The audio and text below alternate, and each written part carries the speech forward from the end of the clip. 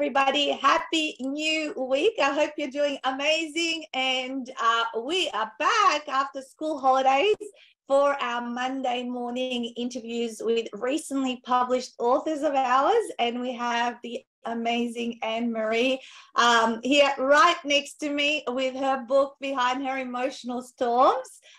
She's based over in Queensland, so it's an hour early. Our clocks have also changed this weekend, so we're here on time though. So good morning, Maree. How are you? Good morning. I'm great, thank you. Lovely. Thank you so much for joining me and for sharing your wisdom today. And we were just saying before we logged on, that it's perfect timing to talk about emotional dysregulation in the classroom because the kids just went back to school and back to the classroom. Well, today for Victoria, they did anyway. So perfect timing to talk about your book. But let me do the official introduction of who you are. And then we can get stuck into some of the wisdom and gold you can share with us. All right, guys. So Maree Taney is passionate about the well-being of children and young people and believes that if we commit our efforts to raising strong kids, it will result in a thriving, connected and compassionate community. She dreams of a world where all children are not only protected from adverse childhood experiences, but are nurtured and supported to be confident and proud of who they are and what they can achieve. She's a senior mental health clinician with qualifications in social work, suicidology. Oh my God, that's a tongue twister, that one. Therapeutic. That's made up one, they reckon. Is it made up? No, it's not really. It's suicidology. So the study of suicide. Suicidology.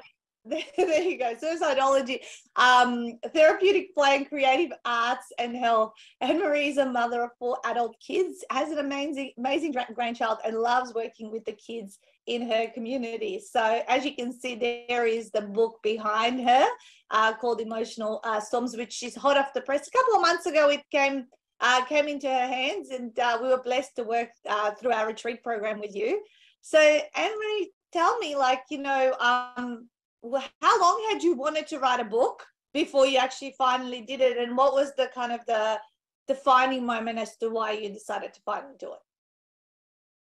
Yeah, this particular book, I probably only about 6 months. I've been producing lots of stuff on handouts and that sort of thing for teachers over a lot of years, and I then had this idea that I would put all this stuff into a book.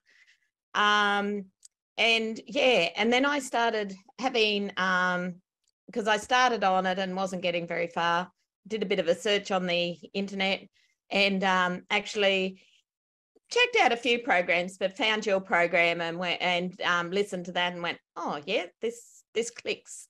Went with that, and it was awesome. Oh, thank you so much. We've loved helping you bring this to life, and I can't wait to hear some of the tips.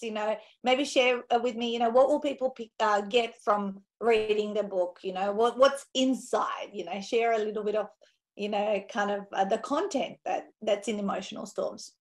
So what I had set out to do was noticing that teachers are very stressed and stretched in their role these days, and there's lots of kids with emotional regulation issues, and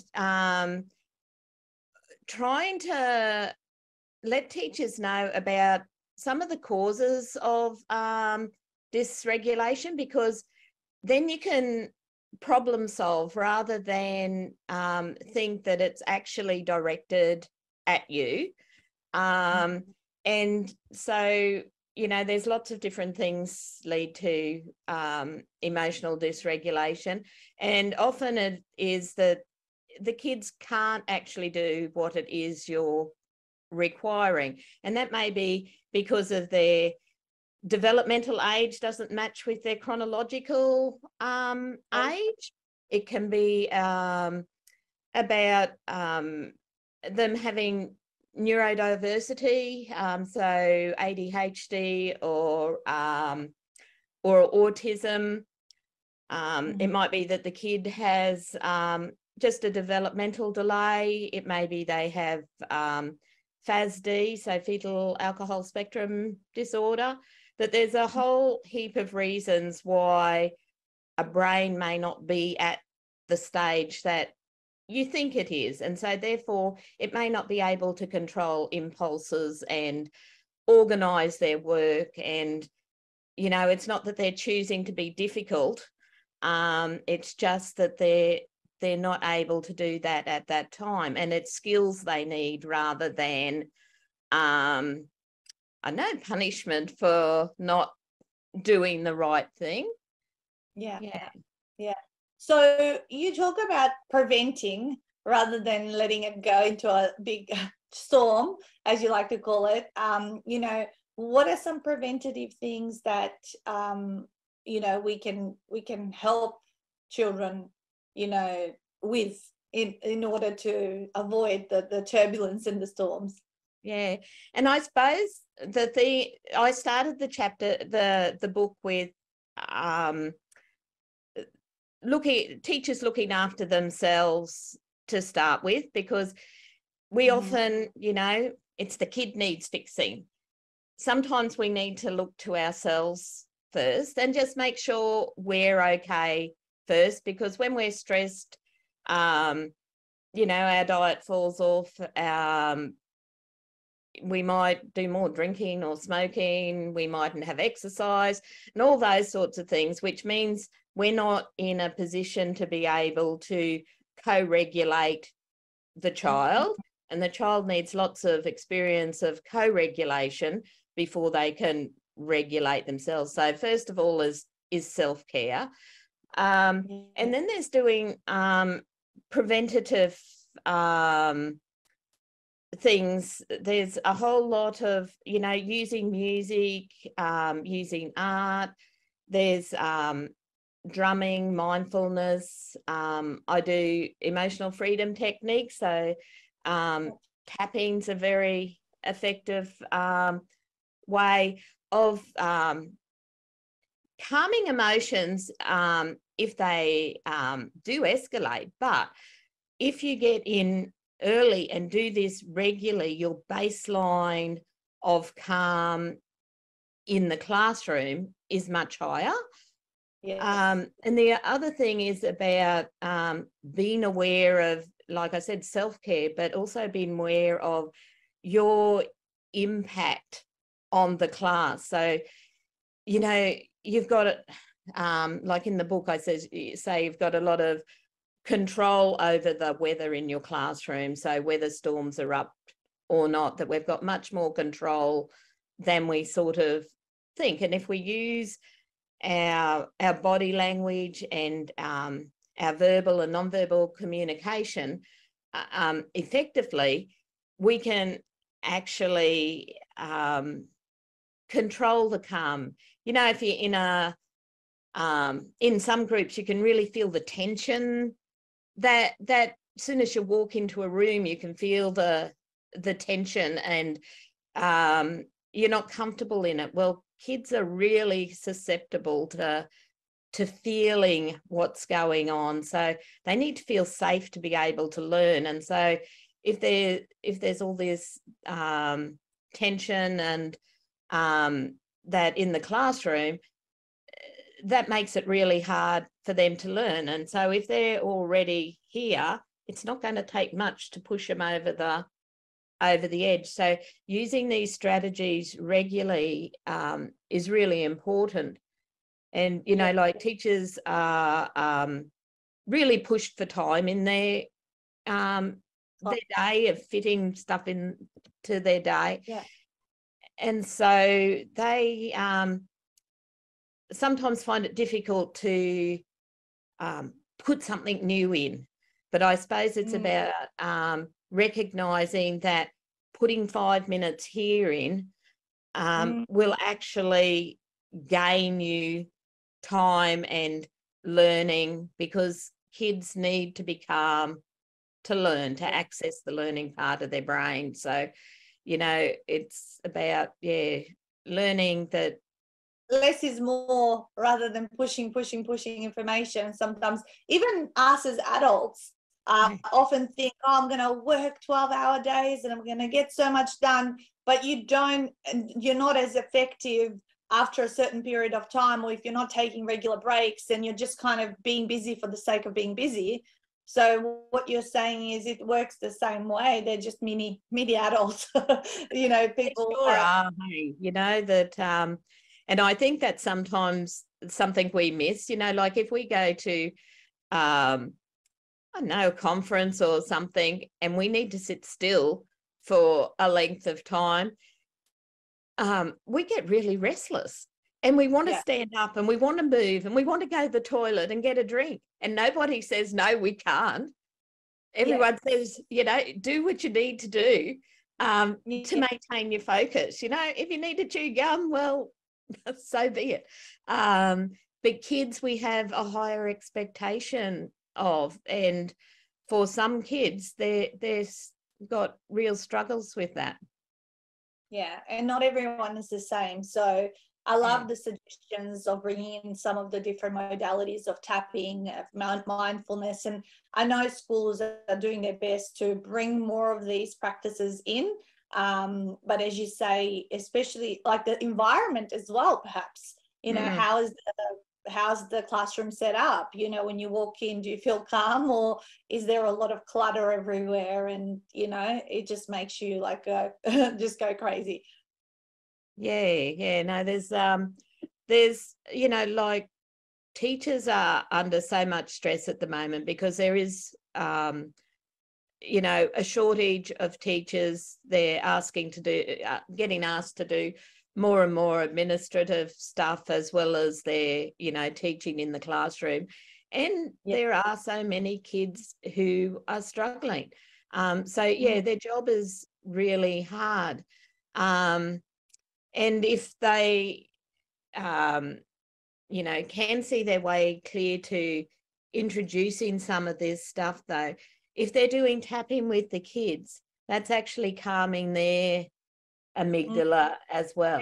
It's giving them a moment to be calm and to bring themselves down also. So, like it's a win-win thing, but it's a bit of a, I know, leap of faith to go, yep, okay, we're going to change this from I need to control this class to how can we work with them?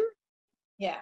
It's a different mindset. It's a shift in mindset, and we're evolving every year, every 5 years, every 10 years. Things evolve and change. I was recently reading a book, and it's saying it says the rate of change that things happen is so much faster. I think something of, I don't know if I'm going to say this right, but if you're currently 40 and when you're 60, the rate of change that things are happening right now in 1 year is going to happen in 3 months, in 20 years' time. And those kids that are 10 today, when they're 60, everything that's happening in a year, it's going to happen in a matter of 3 weeks when they're I was recently, and it makes sense because it's so true about how the older generations say, oh my God, things are changing so quickly, right?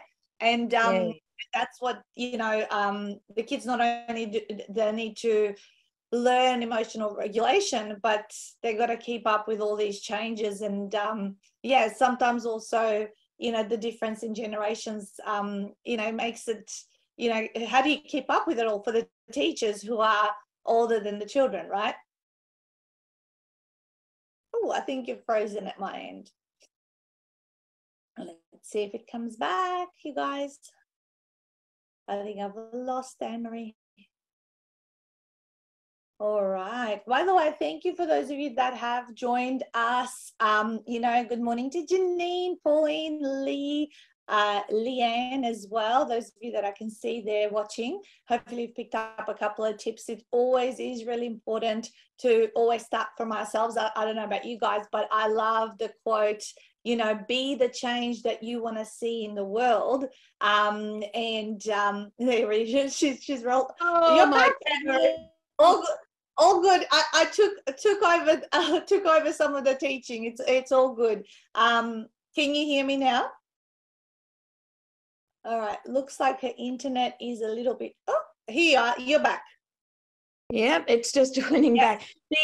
back. The joys of living in remote places. Hey. Yeah, Sorry. absolutely. Don't worry, don't worry. I just had good morning to some people who are watching, as well as some insights from my own experience around. I was just saying, I love that quote: "Be the change you want to see in the world." And this is what you started off talking about, how the teacher needs to look at themselves first and work on themselves, and like I think personal development is a key thing that we need to give ourselves permission to go through, or to go to some courses and to understand ourselves, because we didn't get taught that in our early years, right? No, that's right. And there's so much that has changed in what we're taught. Like I look at how I brought up my kids, and if I knew what I knew now, there's lots of things I would do differently, And so as you learn, when you know better, you can do better. Hey, is the saying, and it's so true. Yeah. Yeah, I think everyone is doing the best they can with the resources they have available to them. The beauty of writing this book is you're bringing a resource that a teacher could, like reading through your book, could go, oh my God, I didn't realize I was doing that, or I could do this, so I could bring this in, and you're giving them those ideas and insights. And that's some of your vision in terms of what you want to do next with the book, is to go into schools and educate maybe on the tapping techniques and do some stuff with the teachers. Is that right? Yeah. So I've done so locally over the years, I've done quite a bit of PD stuff with teachers around emotional regulation and about mental health issues that affect kids, and about doing the tapping and that. So I've done it locally, but my book has sort of opened new possibilities about being able to do that on a broader scale.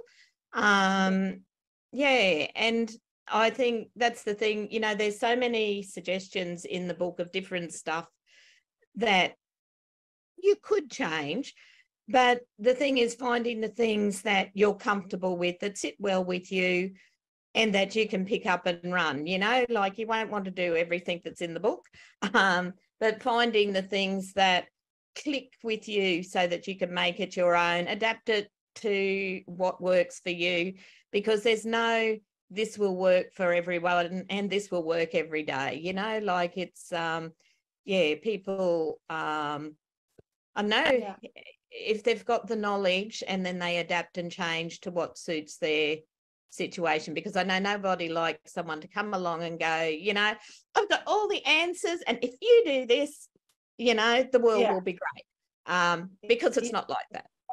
No, everyone is different. And same as when you go, like your health, the way you look after yourself, the way you eat, the way you exercise, everyone has a different little formula that works for them. It's about, I love picking up a book and going, oh, what's going to be my 1 or 2 gold nuggets I'm going to pick from this, and I'm going to implement in my life. And I actually only like pick a couple of things because it's more doable rather than trying to change everything.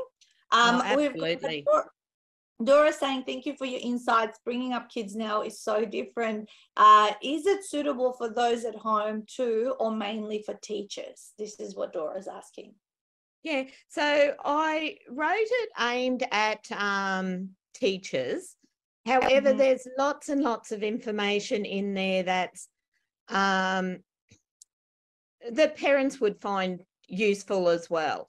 So, the stuff that's for in the classroom actually works in your home as well. And you've got more control over what's in your home, but there's even stuff like at home for using calming music when you know, getting ready for school and it's really hectic and that sort of thing, using music that's at 60 beats per minute. And, you know, if you search Spotify or any of the music streaming things, you can find playlists that are 60 beats per minute.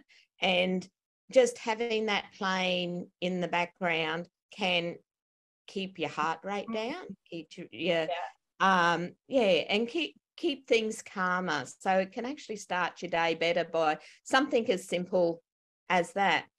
And then, you know, like if kids are, you know, getting big emotions, getting angry and that, them learning that they can do slow, deep breathing. You know, we do the 5-finger breathing. So you breathe in and out, and in and out. And things like, I love the rainbow breathing one, because you can control how fast they breathe, because if you tell kids to take a slow, deep breath, they'll go. And that actually feeds into anger rather than anything else. Where if you do rainbow breathing, you control how you're doing it, because you go.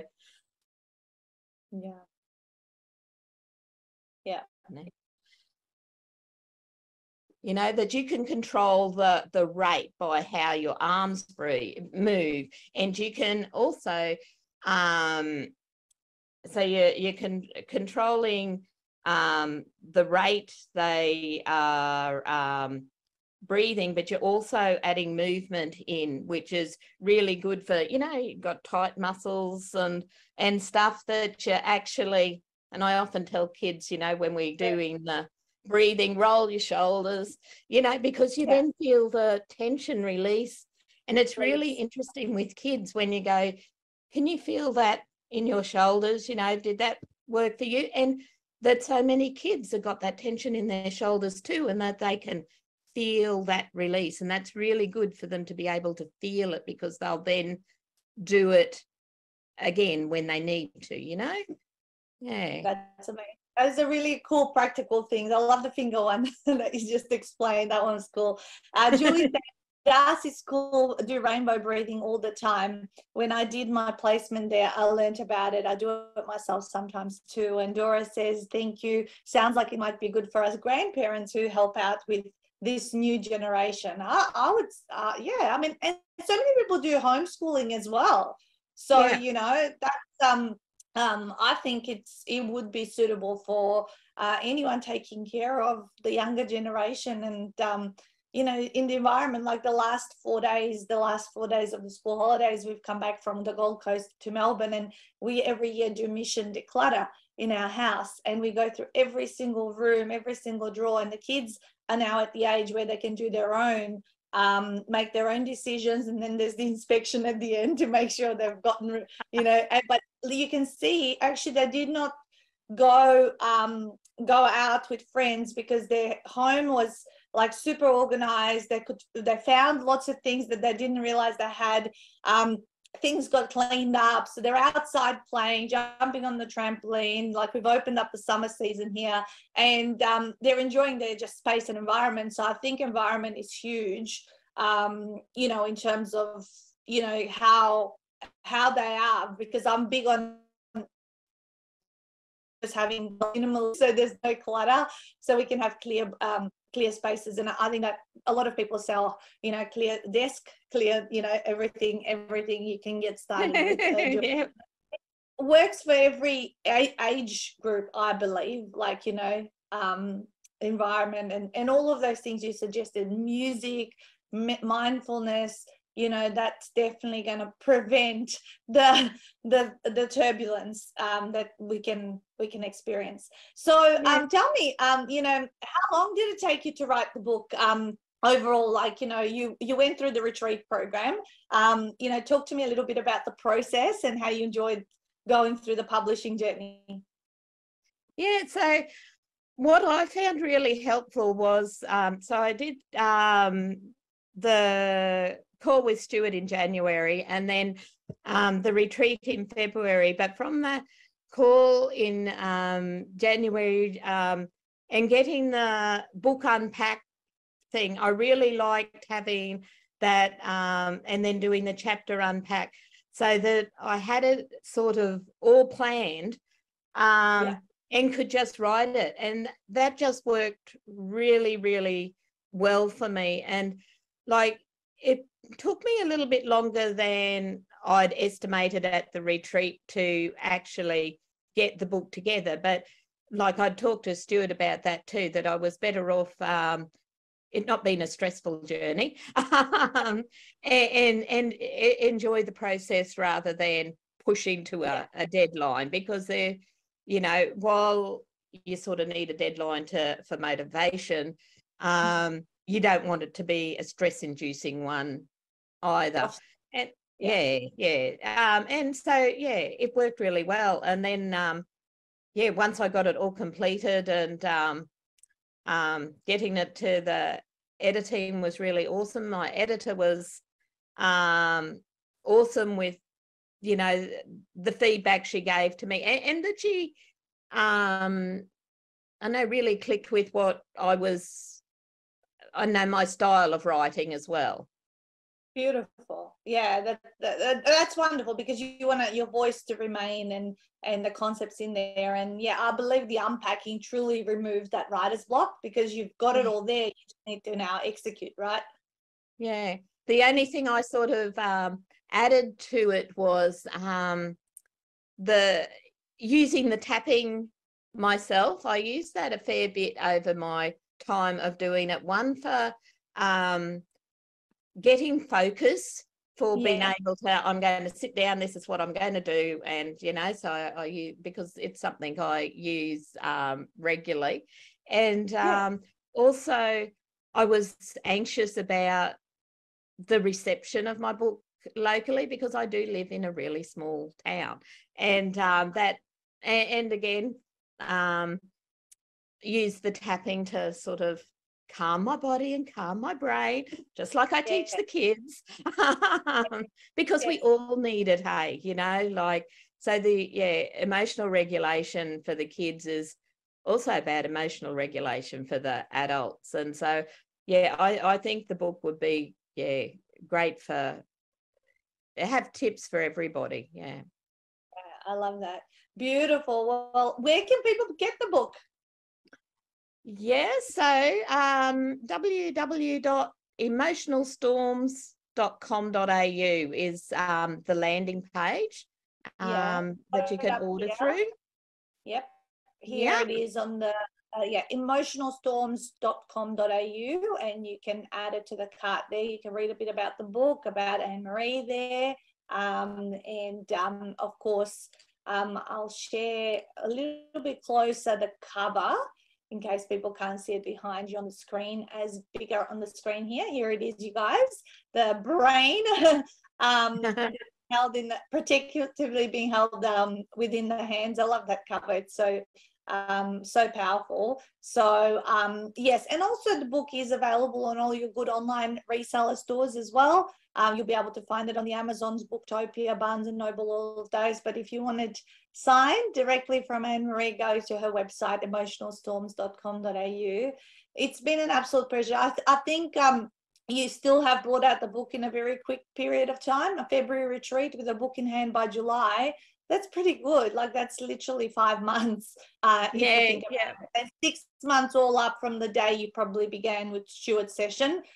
So you did a fantastic job. And I think some of the things you've shared this morning, you know, we can just, you know, what is the 1 or 2 things that you guys heard today that you go, you know, I'm going to try that. I'm going to try the finger breathing. You know, that's the one thing that I'm going to do, you know, because I often do these interviews, Anne-Maree, and you guys will share some hot tips with me, and I'll move, same as reading a book. I like it, as soon as I read something, I go, oh, I want to put that into action. That's kind of my personality.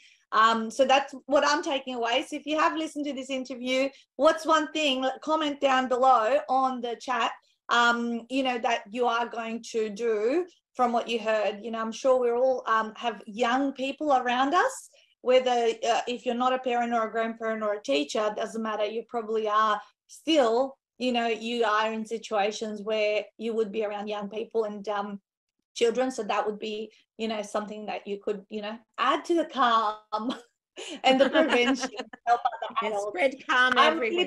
It's good for us. Yeah. Yeah, absolutely. And do it to yourself as well. The tapping is absolutely, that's something I started doing it earlier this year as well. And little affirmations as you're tapping and all that. There you go. There's some rainbow breathing. Janine's going to show rainbow breathing, playing music while getting kids. Yeah, the 60, what did you say, 60 beats a minute? Yeah.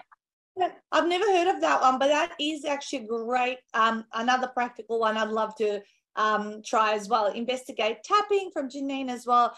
Congratulations, grateful for your tips from Pauline. So there you go. It's been thank you so much, Anne-Marie. I wish you every success with the people that you're going to touch with this book, and the communities and the teachers. And as you say, your little town did accept and are proud of you, as we all are. And let's get this book into more people's hands. So go forth and go support Anne-Marie at emotionalstorms.com.au. Have an amazing week ahead, guys. We are celebrating 10 years of Ultimate 48 Author in October 2023, which is right now. The second day I'm sending a daily email. I'm doing a daily live. Obviously, I'm interviewing lots of my authors and all that. And there's all sorts of things. And we're going to have a virtual party also later in the month on the 25th of October at 11 a.m. I'll send out an email about that and information. And we're going to take kind of a journey through the 10 years of what it's been. So thank you so much and have a great week. And everybody go.